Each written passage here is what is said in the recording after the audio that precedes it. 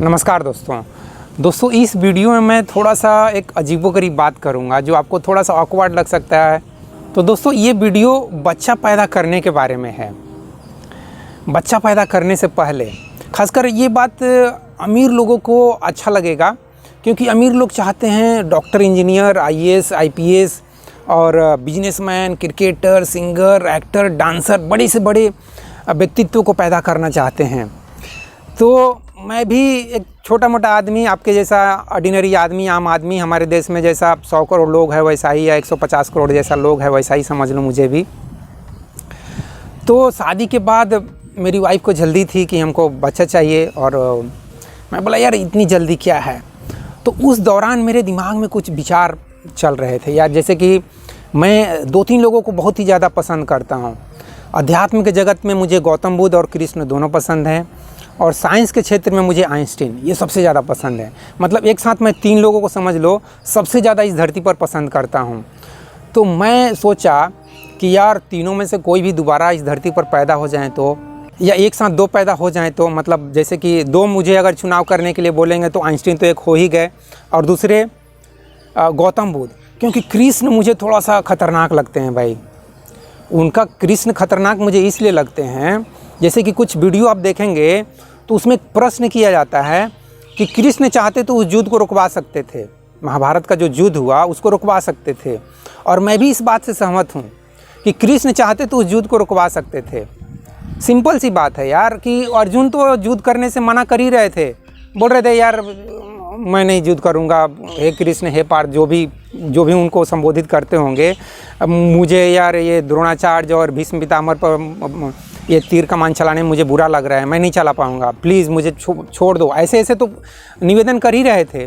तो कृष्ण को बस इतना ही बोलना था कि ठीक है यार, मुझे क्या, मेरा ज़मीन को थोड़ी जो लोग हड़पड़ा है, मेरा राजपाट थोड़ी जो छीना है दुर्योधन ने, नहीं करना है मत करो, हटाओ। और मैं अगर सचमुच कृष्ण की जगह पर मैं होता तो ऐसे ही करता। गौतम बुद्ध होते तब तो आराम से बोलते हाँ यार छोड़ो, ये राजपाट के चक्कर में युद्ध क्या करना है, हटाओ, चलो मेरा ही राजपाट में थोड़ा कुछ 5 गांव ले लेना, वहीं आराम से खाओ पियो। लेकिन कृष्ण को दुर्योधन का जो अत्याचार है ना वो पसंद नहीं आया। उसने कृष्ण को भी चैलेंज कर दिया ना, तो फिर इनको गुस्सा आ गया कि ये क्या मतलब है यार। उसी तरह से आप जानते होंगे कि शिशुपाल, थोड़ा सा मुझे भी ये धर्म वर्धन में किताब उताब पढ़ लेता हूँ या कहीं वीडियो सुन लेता हूँ, तो शिशुपाल को भी उन्होंने 100 गाली देने का मौका दिया। वो बोल रहे थे यार बस कर, कितना गाली देगा। तो सुनते हैं कि शिशुपाल ने उनको 100 गाली दिया, और जब 100 गाली पूरा हुआ तब जाके शिशुपाल का उन्होंने गर्दन ही काट दिया। मतलब उसके बाद जो भी लड़ाई झगड़ा हुआ होगा। तो कहने का मतलब ये है कि कृष्ण की एक लिमिट होती है यार। कृष्ण ये नहीं कि आप कितना भी उनके साथ अत्याचार करते जाओ, अधर्म करते जाओ और सब कुछ बर्दाश्त करते चले जाएंगे। कृष्ण इस मामले में लिमिट है भाई, और मेरी समझ से भी एक लिमिट होना चाहिए भाई। गाल पे आप एक गाल पे किसी को 2 थप्पड़ मारने के लिए, और उस पर थप्पड़ मार दिया, चलो वाइफ मार देती है बर्दाश्त कर लेंगे। लेकिन कोई भी गाल पे आपको आके थप्पड़ मारते चला जाए और दूसरा गाल आप देते जाए, फिर तीसरा, मतलब ऐसा कोई कर सकता है इस धरती पे? कोई है?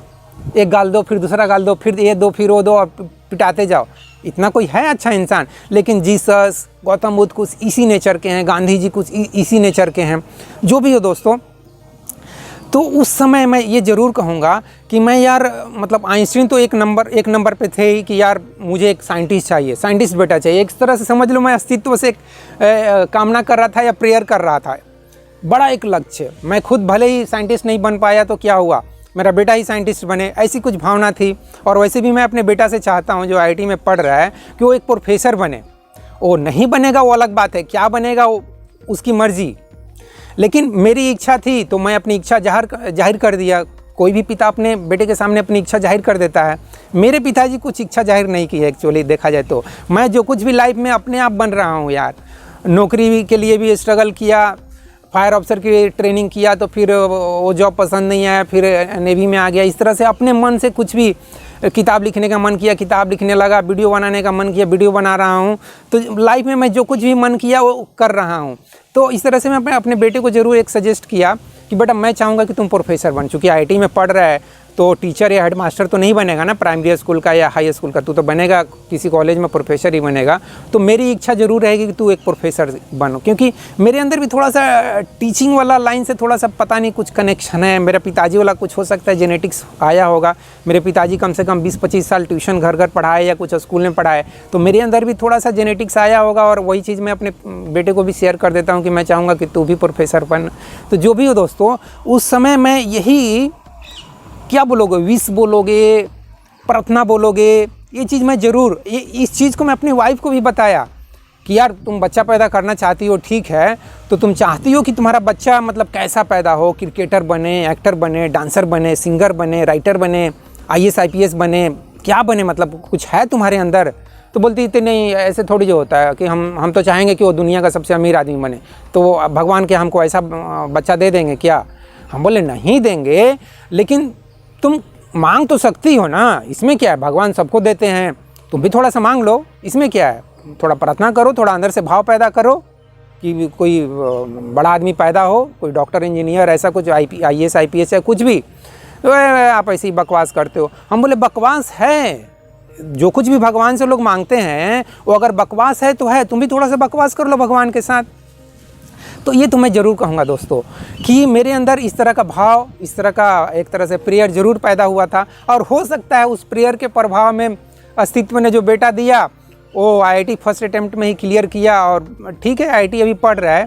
तो मैं यही कहना चाहता हूँ दोस्तों कि modern science test tube baby तो बना दिया, मतलब और वो शायद वो जेनेटिक लेवल पे या DNA लेवल पर, RNA लेवल पे कुछ जेनेटिक्स इंजीनियरिंग का गेम कर रहा है, लेकिन उसको सफलता नहीं मिल पा रही है। और शायद मैं समझता हूँ दोस्तों, मेरा ये अनुभव है, मेरा ये कंसाइंस कहो, मेरा ये अवेयरनेस कहो, मुझे ऐसा लगता है कि साइंस उस चीज़ को कभी नहीं पाएगा जो चीज़ अमीर लोग चाहते हैं। अमीर लोग क्या चाहते हैं कि उनका भी बेटा उनके ही जैसा अमीर बने। सचिन क्या चाहेंगे कि उनका बेटा उनके ही जैसा एक क्रिकेटर बने।